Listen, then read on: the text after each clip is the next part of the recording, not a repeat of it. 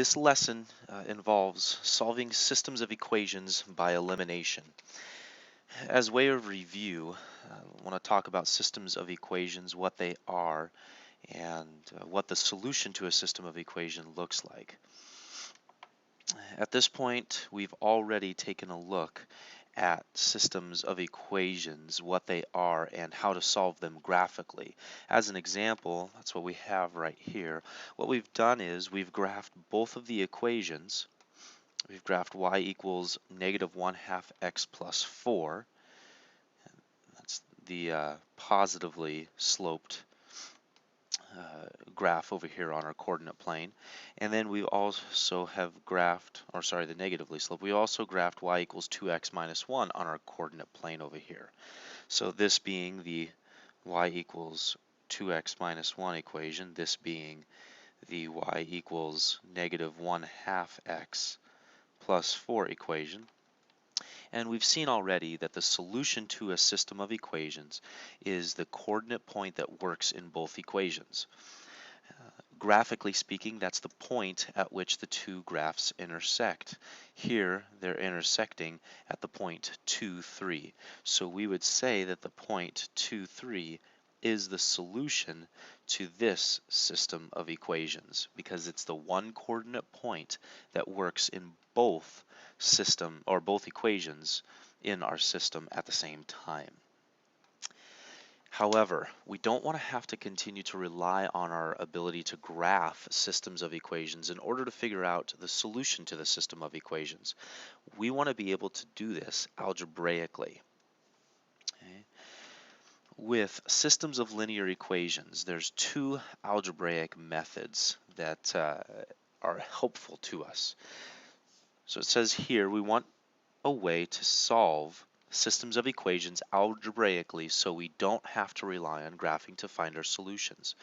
Well, the two methods that we're going to be learning how to solve a system of equations algebraically are elimination and substitution. This lesson we're going to focus on elimination. The next lesson we will focus on substitution. Okay, so these are algebraic methods, meaning no graphing. It is simple algebraic manipulation that gets us at the solution to our system of equations. Now for elimination, there's a couple things necessary to get set up to make elimination work. So let's work through those couple steps with an example that we have here below. So elimination steps. So we've got our system of equations right here, the 3x minus 2y equals -9 and 10y equals -5x minus 15. Now the first step in solving a system of equation through elimination is that you want both equations, or is that both equations must be written in the same term order. In the same term order. What that means is the terms of each equation are in the same order. So for instance, this top equation is the x term, the y term equals the constant term. However, down here we have the y term equals the x term times the constant term. You can see that the terms are in different orders and in just different locations in our equation. The best bet for solving by elimination is to just put both equations in standard form. We know slope-intercept form of an equation, that's y equals mx plus b. We know this form really well. Standard form we've seen before, not as much as slope-intercept, but it's ax plus by is equal to c. Standard form.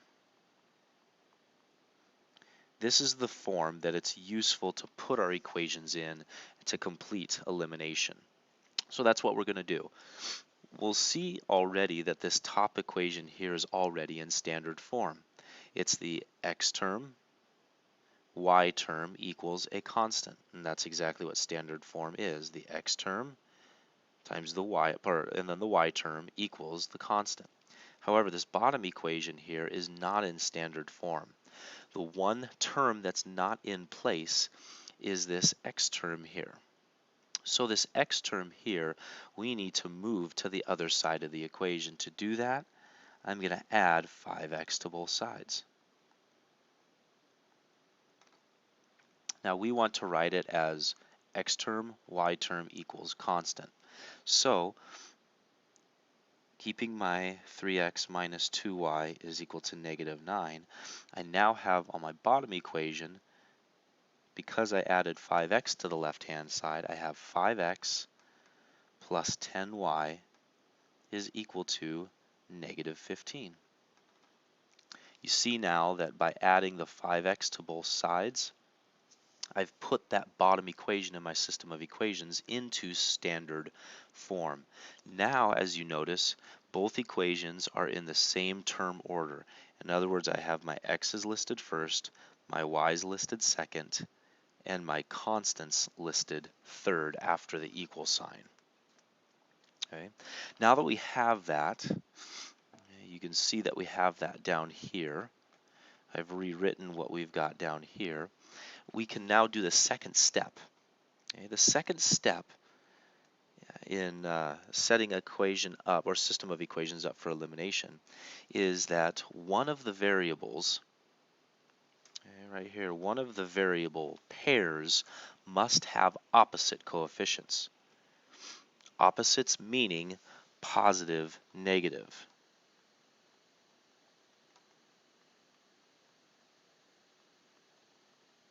Positive, negative. Okay. So what we mean by positive, negative is that they have to have the same value coefficient, but one needs to be positive, the other needs to be negative. That means opposites. So we can look at the variable pairs. We can look at the x's here. 3 and 5, definitely not opposites. Now we can look at the y variable. The coefficients there, negative 2 and 10. One is positive and one is negative, but it's negative 2 and positive 10, not opposites. Well, the second statement here shows how we can achieve this.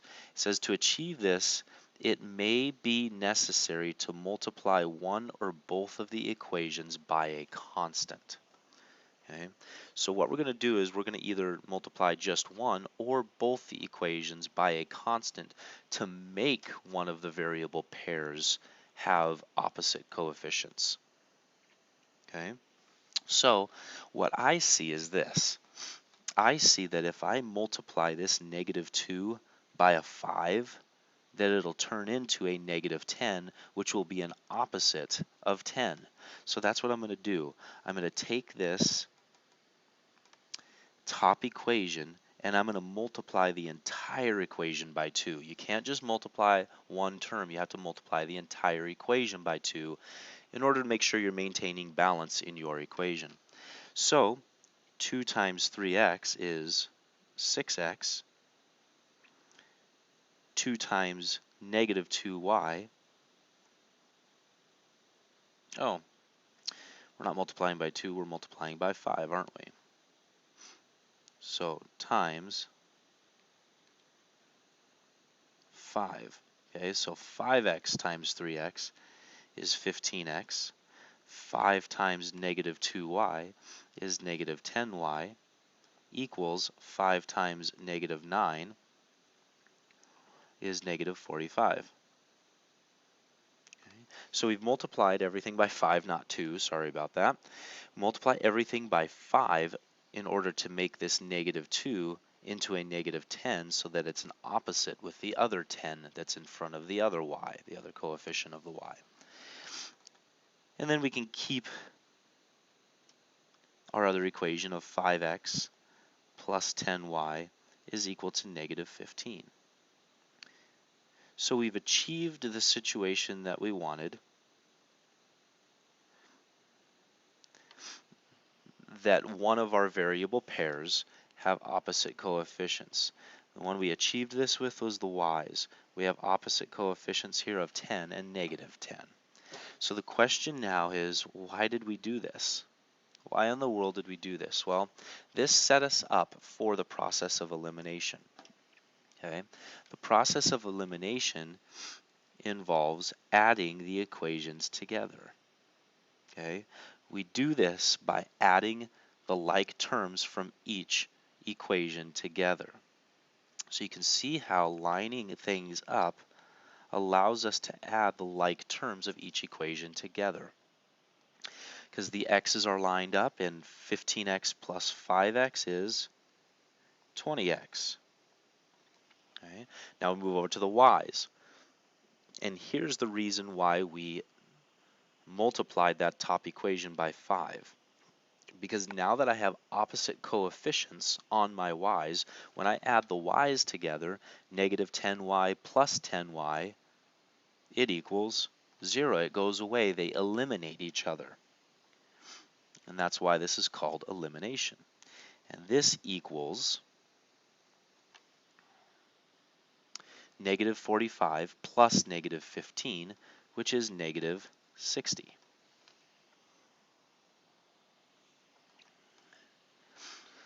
So by adding these together after we've accomplished the first two steps, we've essentially eliminated one of our variables from this new equation that we have, which means we can now take the 20x equals negative 60 and solve for x.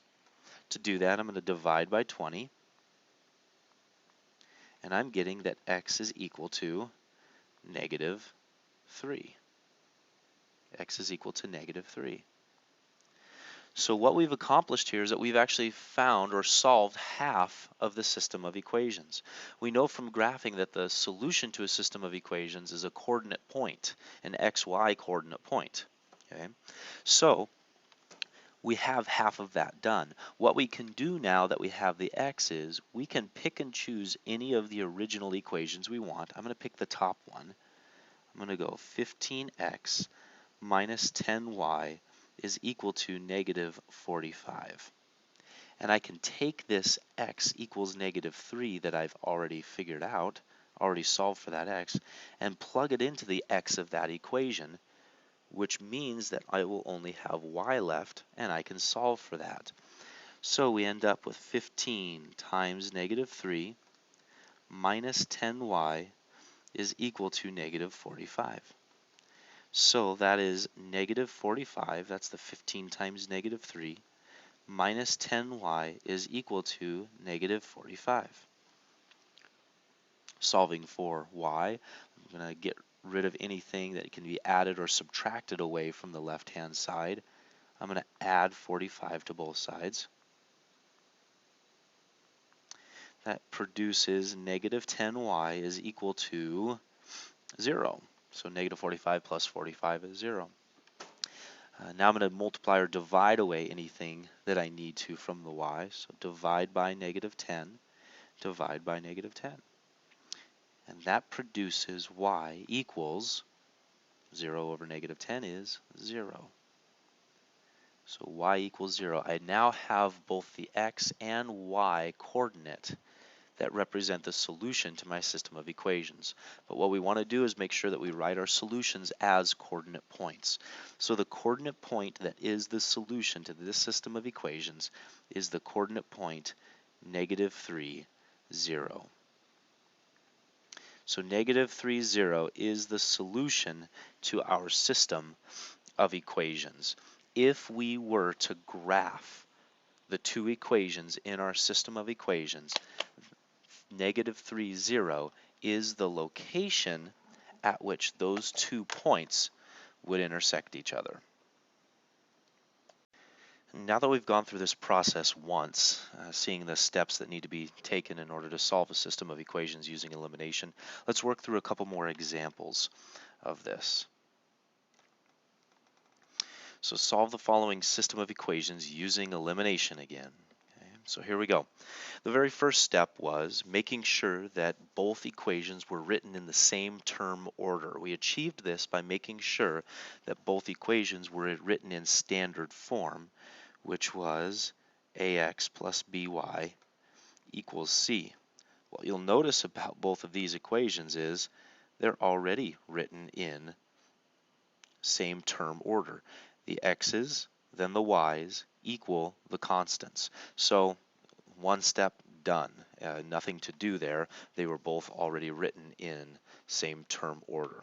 Second step, though, was to make sure that that one of the variable pairs had opposite coefficients. Okay? So let's look at that. Let's look at the x's. 4 and negative 2. They're not opposites. One's positive, one's negative, but they're two separate values. Okay? Negative 7 and 2. Again, one's positive, one's negative, but they're not the same value. However, when I look at this, I see something we could do to the bottom equation. I could multiply this negative 2 right here by a positive 2 in order to make it negative 4, which would then be an opposite of the 4 above it. So what I'm going to do in order to make one of my variable pairs have opposite coefficients is multiply this bottom equation by 2. So we still have our top equation at 4x minus 7y equals 12. But this bottom equation, distributing the 2 in, negative 2x times 2 is negative 4x. 2y times 2 is positive 4y, is equal to 2 times negative 12 is negative 24. So by doing this, you can see that our x here, the x pair, now have opposite coefficients, positive 4, negative 4. So with that achieved, having both of them in same term order and one of the pairs having opposite coefficients, I can now proceed to add the two equations together.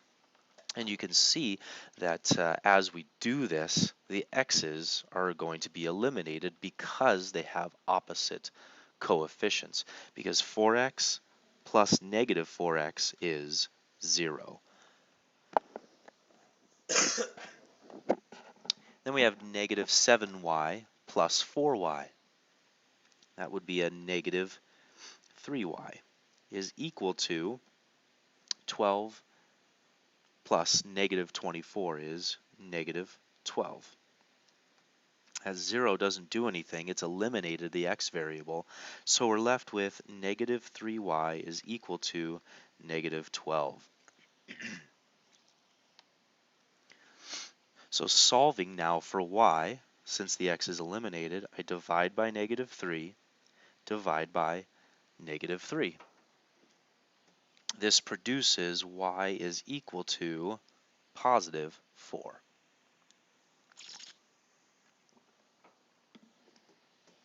Now that we have the y solved for, we have half of what we're looking for. To find the other half, like we did in the previous example, we pick one of our equations. I'm going to take this top equation of 4x minus 7y is equal to 12. And I'm going to take this y equals 4 and plug it in for the y. So that produces 4x minus 7 times 4 is equal to 12. Simplifying the left-hand side, that's 4x minus 28. The negative 7 times 4 is negative 28 is equal to 12.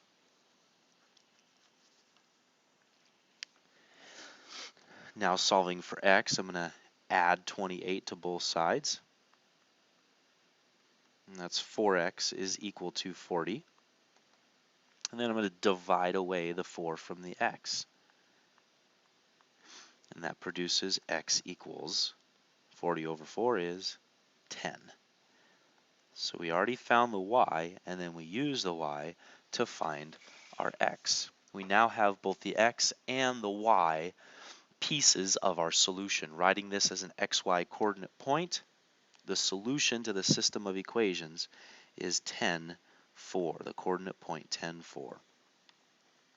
So if I were to graph these two equations on the same coordinate plane right here, the location at which those points would intersect each other is this point right here, 10, 4.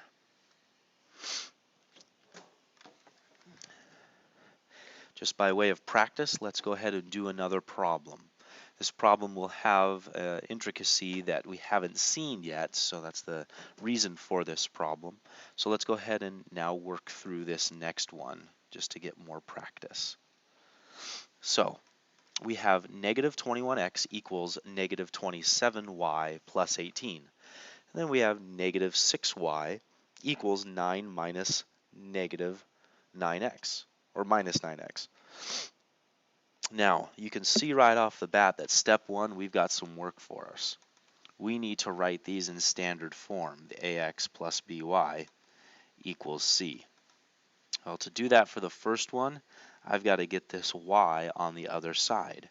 So I need to add 27y to both sides. Keeping the x term first, that produces negative 21x plus 27y is equal to 18. Okay, so now that top equation is in standard form. This bottom equation, the x term is the piece that's out of place. It needs to be moved to the other side. So I am going to add 9x to both sides here. Again, keeping that x term first, that produces 9x minus 6y is equal to 9. 9x minus 6y is equal to 9. So now both of my equations are written in standard form, which means my x's are lined up, my y's are lined up, and my constants are lined up.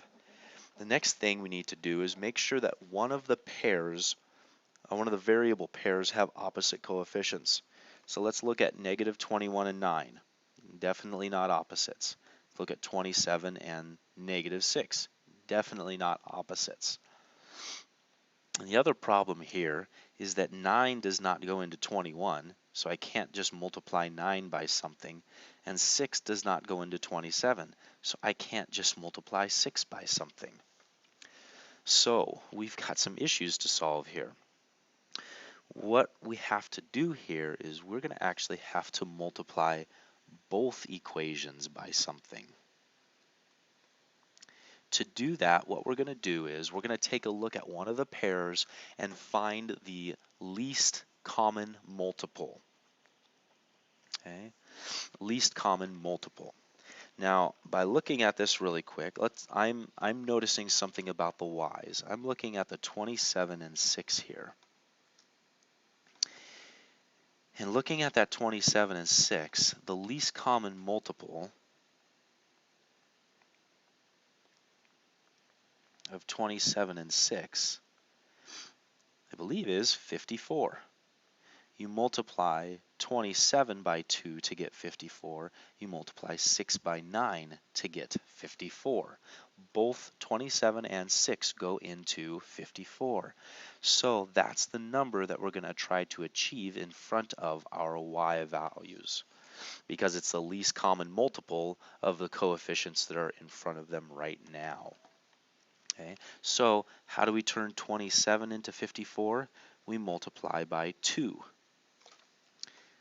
So this top equation is going to get multiplied by 2. Multiplying that in, 2 times negative 21x is negative 42x. 2 times 27y is positive 54y, is equal to 2 times 18 is 36. So that's the top equation. Now this bottom equation, how do I turn 6 into 54? Well, I have to multiply by 9 in order to get that. Okay, so with that, let's multiply 9 into both equations. Oh, excuse me one moment. Let's multiply 9 by both equations, or multiply the bottom equation by 9. So 9 into 9x becomes 81x. 9 into negative 6y becomes negative 54y. And 9 into 9 becomes 81. So now we've achieved a situation in which we have a system of equations where everything is in the same term order, x's, then y's, then constants, and my y's now have opposite coefficients, positive 54 and negative 54. This is the point at which I now add the equations together. So, negative 42x plus 81x gives us 39x.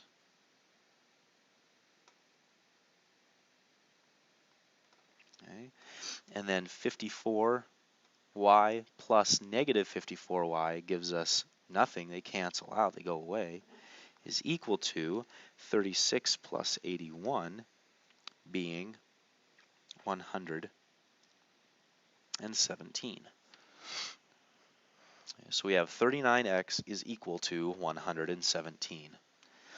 Good. So we now have the equation 39x equals 117 that we can solve for x because the y has been eliminated. To do that, I'm going to divide by 39, both sides. So that's x is equal to, let's see, 117 divided by 39, I believe is 3. So x is equal to 3. X is equal to 3. Great. So we have half of our system of equations solved now. Well, to find the other half, I've got to take what I just solved for x, plug it into one of my equations, and solve for y. I'm going to keep it easy on myself. I can pick any of the equations in my system at any stage in the manipulation. I'm going to go back to the original problem here, and I'm going to select the negative 6y is equal to 9 minus 9x. And I'm going to plug this x into the x in this equation. So that's negative 6y is equal to 9 minus 9 times 3. So simplifying that on the right-hand side, that's negative 6y is equal to 9 minus 27. Negative 9 times 3 is negative 27.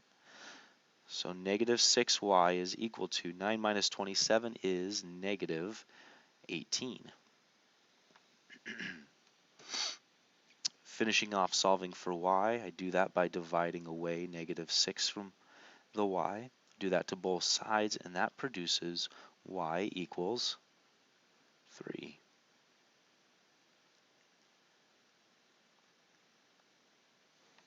And there we go. We now have our y value. So we first solved for x by eliminating the y. We found that x was 3. We plugged that back into our equation, into one of the equations, and we found that our y value was also 3. So the coordinate point that is the solution to this system of equations is the point 3, 3. So again, to put that in context, this is the only coordinate point that will work in the original equations. Okay. If we were to graph these linear equations in our system, the point at which they would intersect is the point 3, 3. So solving by elimination involves eliminating one of the variables first so that we can solve for one of the variables. Once we have that, it's a matter of substituting that value in to one of the original equations and solving for the other variable. Before we finish our discussion on solving systems of equations by elimination, there's a couple special cases that we need to take a look at. They produce solutions that are not typical. So let's do that. We've got two right down here that we want to look at. Here's our first special case. So we want to solve this system of equations. Find the xy coordinate point at which they intersect on a graph, which is the solution to that system of equation. To do that, first we need to make sure that the equations are written in the same term order. It looks like that's set for me already. I've got my x's first, then my y's, then my constants. So I'm good there. Okay. Now I need to make sure that I have opposite coefficients on one of my variable pairs. So I look at the x's, and I see negative 2 and 1. Definitely not opposites. I see 8 and negative 4 in front of the y's. Definitely not opposites. Okay, but I see that if I take this bottom equation here and I multiply that bottom equation by 2, that it's going to turn this negative 4 into a negative 8, which will be an opposite of the other 8 in front of the other y, which will give me a pair, a variable pair that has opposite coefficients. So let's go ahead and do that. I've got negative 2x plus 8y is equal to 8 in the numerator still. But multiplying this 2 in produces 2 times x is 2x. 2 times negative 4y is negative 8y. And 2 times negative 4 is negative 8. Great. So we now have opposite coefficients in front of the y's. So they're in the same term order, and the y variable pair now has opposite coefficients. So I can add them together. Let's take a look at what happens. Well, negative 2x plus 2x is 0. 8y plus negative 8y is 0. You're starting to see why this is a special case. Is equal to 8 plus negative 8 is 0. Well, the unique thing about this special case problem is both the x and the y were eliminated in the process of elimination. There is no x or y left to solve for. And if we look at what happens, we end up with the equation 0 equals 0. The question is this a true statement? Well, 0 does equal 0, so this is a true statement. Okay. However, it doesn't allow us to solve for the xy coordinate point. Well, there's a reason for that.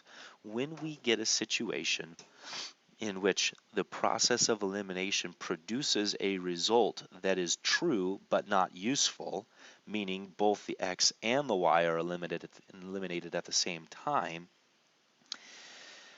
this means that there is an infinite number of solutions. An infinite number of solutions. What does this look like on a coordinate plane? If this was the graph of one of the equations, the graph of the other equation would lie right on top of that graph. In other words, they're the same exact line.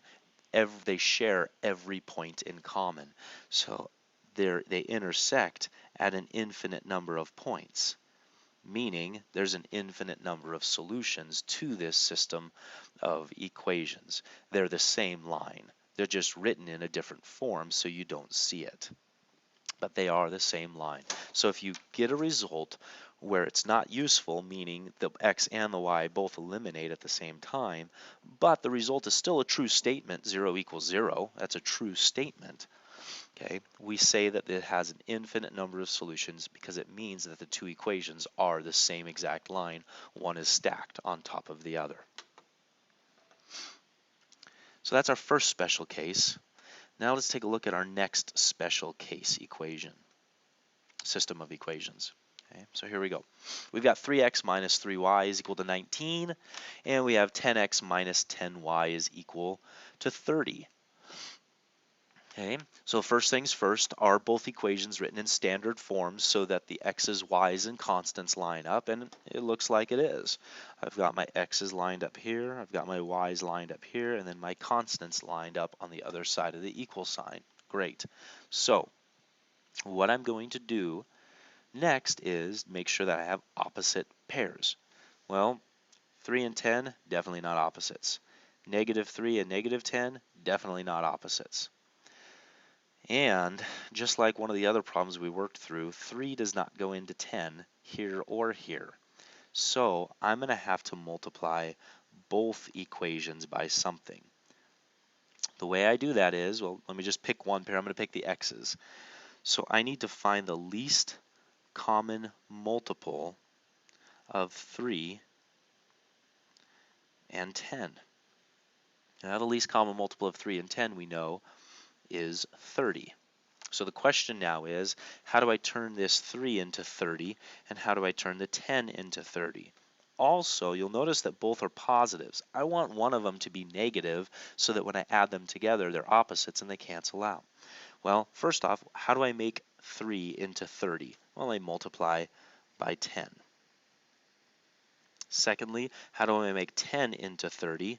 Well, I multiply by 3, but I'm going to multiply by negative 3 so that it turns it into a negative 30, therefore opposite pairs on the x's, or opposite coefficients on the x variable pair. So bringing in this 10 times 3x is 30x, 10 times negative 3y is negative 30y, is equal to 19 times 10 is 190. Now bringing in the negative 3 to the bottom, negative 3 times 10x is negative 30x. Negative 3 times negative 10y is positive 30y. Is equal to negative 3 times 30 is negative 90. Great. So I now have opposite coefficients on my x's like I intended. So I can add them together now. When I add these two equations together, you're going to see something similar to what already has happened is going to happen again. But it is going to be slightly different. So 30x plus negative 30x is 0. And then you're noticing here that negative 30y plus 30y also produces 0. So both variables again cancel out.